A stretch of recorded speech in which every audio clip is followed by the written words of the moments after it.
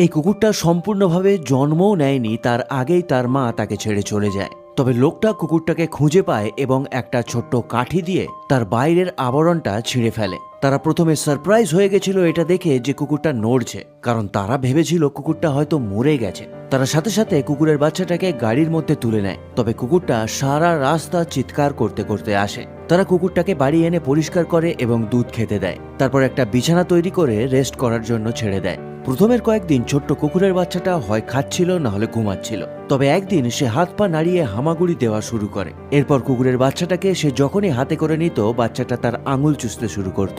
কয়েকদিন পরেই কুকুরের চোখ ফুটে যায় এবং তাকে আর ওই ছোট্ট বাক্সের মধ্যে রাখা সম্ভব হচ্ছিল না।